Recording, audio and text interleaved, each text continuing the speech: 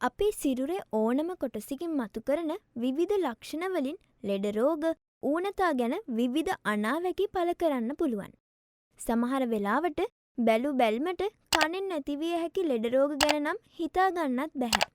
අපිට කන් රෝග තිබුණත් අපි ඒව ගැන වැඩි උනන්දුවක් දක්වන්නෙත් නැහැ, ඒව ගැන දන්නෙත් නැහැ. හැබැයි ඔබ නොදන්නා ගොඩාක් දේවල් කනෙන් මතු කරන බව ඔබ දන්නවාද? ඉතින් අද අපි මේ වීඩියෝ එකෙන් බලන්න යන්නේ අපේ කනෙන් හෙළි කරන දේවල් මොනවද කියලයි.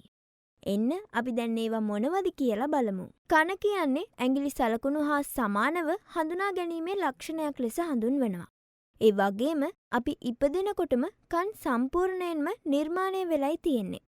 පසු කාලීනව කනේ ඉහළ කොටස තරමක් පහළට නැමුණත් වර්ධනය වීමේදී කන් වෙනස් වෙන්නේ නැහැ.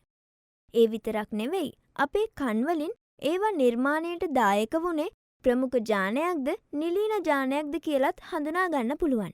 ඒ කියන්නේ සාමාන්‍යයෙන් බැඳුණු කන්පෙති නැත්නම් කන්පෙත්තේ පහළ කොටස ඍජුවම හිසට සම්බන්ධ වන කොටස නිලීන ලක්ෂණයක් වන අතර නිදහස් කන්පෙති එහෙමත් නැත්නම් කන්පෙත්තේ පහළ කොටස හිසට සම්බන්ධ නොවී පවතින කොටස ප්‍රමුඛ ලක්ෂණයක් වෙනවා. දැන් අපි අපේ කනෙන් හෙළිවන දේවල් ගැන බැලුවනේ. දැන් අපි අපේ කන මගින් හෙළි කරන රෝග ලක්ෂණ මොනවද කියලා බලමු. අංක 1.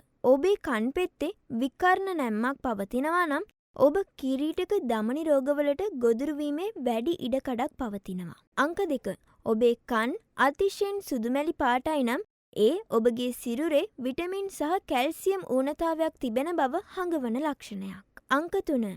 ඔබේ කන් තද රතු පැහැයකින් දිස්වෙනවා නම් එයින් අදහස් වෙන්නේ මතකයේ නැතිවීම, නිතර හිසේ කැක්කුම් ඇතිවීම සහ මොළයේ අක්‍රමිකතා පිළිබඳවයි. අංක 4.